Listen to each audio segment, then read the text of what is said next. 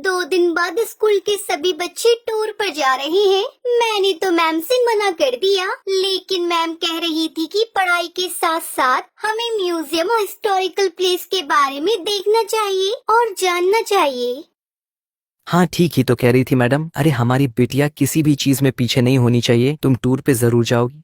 हाँ बेटा, और मैंने तो तेरे लिए नया यूनिफॉर्म भी सील दिया है, इसलिए तुझे अब चिंता करने की कोई जरूरत नहीं है।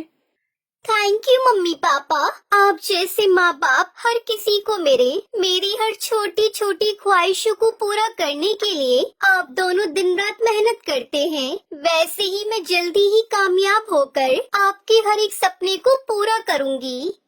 टुनटुनी मिडिल क्लास फैमिली से थी। उसके पापा कुली थे और उनको दूसरों का बोझ उठाने का जो भी काम मिलता वो करते और उससे पैसे मिलते थे, वो उसी से अपना घर चलाते थे। वो लोग वही स्टेशन के पास किराए का घर लेकर रहते थे। ऐसे ही हंसी खुशी टुनटुनी का परिवार चल रहा था। टुनटुनी के पिता टुन्नू चुड़ा बहुत ही विनम्र और दयालु स्वभाव के पक्षी थे। वो हमेशा दूसरों की मदद किया करते थे।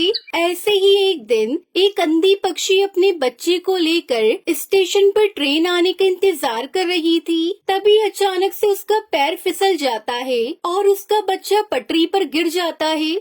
माँ मुझे बचाओ, माँ बचाओ मुझे। अरे बेटा, कहाँ हो तुम? गोलू, मेरे बच्चे कहाँ हो तुम? गोलू। वो अंधी माँ बेबस होकर इधर उधर अपने बच्चे को तलाश रही थी। गोलू ट्रेन की पटरी पर रो रहा था और तभी उधर से तेज रफ्तार से हॉर्न देते हुए ट्रेन आ रही थी। तभी टुन्नू चुड़ा की नजर उस रोती हुई माँ और बच्चे पर जाती है। वो तुरंत ही सामान वहीं रखकर तेज रफ्तार से दौड़ते हुए पटरी पर जाता है और बच्चे को उठाकर स्टेशन पर रख देता है। तभी ट्रेन आ जाती है और टुन्नू चुड़ा अपने साहस भरे जज्बे के साथ उस बच्चे को तो बचा लेता है, लेकिन वो खुद को नहीं बचा पाता और उसकी वहीं मौत हो जाती है। ये खबर जब उसके घर वालों को पता चलती है तो उनके ऊपर मानो जैसे दुखों का पहाड़ टूट पड़ता है। वो लोग फूट फूट कर रोने लगते हैं। माँ पापा हमें छोड़कर कहाँ चले गए? माँ हमारा क्या होगा? माँ कौन मेरी हर इच्छा को पूरी करेगा? अब मुझे कौन पढ़ा लिखा कर अफसर बनाएगा?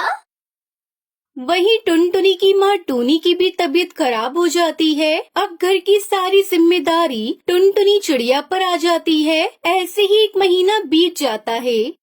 माँ, मैंने दाल और रोटी बनाई है, चलो माँ थोड़ा सा खाना खा लो। तुम खा लो बेटी, मुझे भूख नहीं है। माँ अगर आप नहीं खाओगी तो फिर मैं भी नहीं खाऊंगी। थोड़ा सा खा लो ना माँ। आपको इस तरह देखकर पापा को भी अच्छा नहीं लग रहा होगा। प्लीज माँ खा लो। उसके बाद टूनी चिड़िया थोड़ा खाना खाती है। इसी तरह समय बीत रहा था। इस बीच टुनटुनी का 10वीं का रिजल्ट आता है और वो अपने पूरे स्कूल में टॉप करती है। माँ आप तो खुश हो ना? काश आज पापा होते तो वो कितना खुश होते। पर देखना माँ, मैं जल्दी ही आगे की पढ़ाई पूरी करके अपने पापा का नाम रोशन करूँगी।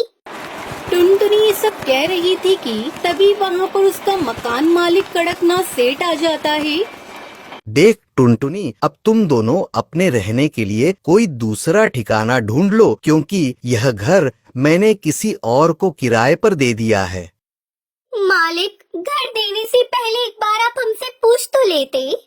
यह मेरा घर है और इस घर में किसे रखना है यह मुझे तुमसे पूछने की जरूरत नहीं है। तुम्हारा पति एक अच्छा पक्षी था, इसलिए मैं अभी तक चुप था, लेकिन अब और नहीं। अब तुम दोनों माँ बेटी ये घर खाली कर दो।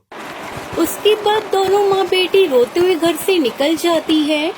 माँ अब हम कहाँ जाएंगे माँ? जहाँ भी किस्मत ले जाए बेटी। चल बेटी मेरे साथ चल।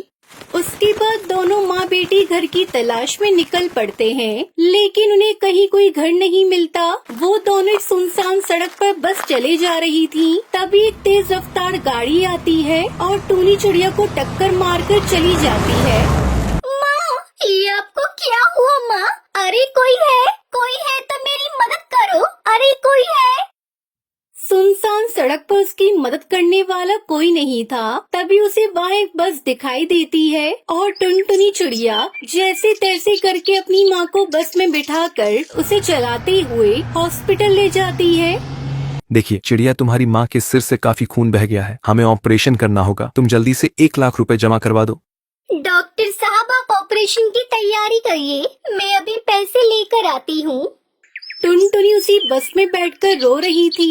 हे भगवान, पापा को तो पहले ही मैं खो चुकी हूँ। अगर माँ को कुछ हुआ तो मैं नहीं जी पाऊंगी। मुझे हर हाल में मेरी माँ की जान बचानी है, लेकिन मैं इतने सारे पैसे कहाँ से लेकर आऊंगी?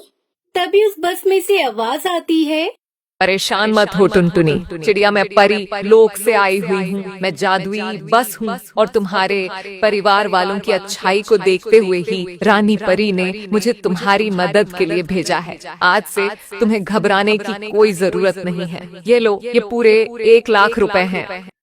जादुई बस, मैं तुम्हारा ये एहसान कैसे चुका पाऊंगी? थैंक यू बस, तुमने मेरी ऐसी मुश्किल समय में मदद की जब मेरा साथ देने वाला कोई नहीं था।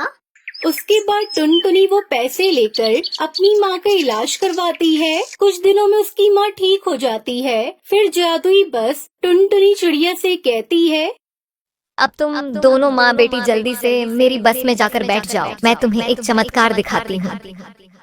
उसके बाद वो बस खुद ब खुद एक बस घर के रूप में बदल जाती है। टुनटुनी, आज से ये घर तुम्हारा है। तुम अब यहाँ अपनी माँ के साथ आराम से इस बस घर में रह सकती हो। और हाँ, तुम्हें इस घर में किसी भी तरह की कोई कमी नहीं होगी। वो सब तो ठीक है जादुई बस, लेकिन ये बस घर तो शहर से काफी दूर है। फिर मैं अपने स्कूल कैसे जाऊंगी? बस इतनी सी बात, मैं हूँ ना, मैं भला किस दिन काम आऊंगी। उस दिन के बाद से टुनटुनी उसकी माँ जादुई बस घर के साथ हंसी खुशी रहने लगती है। उन्हें अब किसी भी चीज की कोई कमी नहीं होती और जादुई बस हर कदम पर टुनटुनी की सहायता करती है।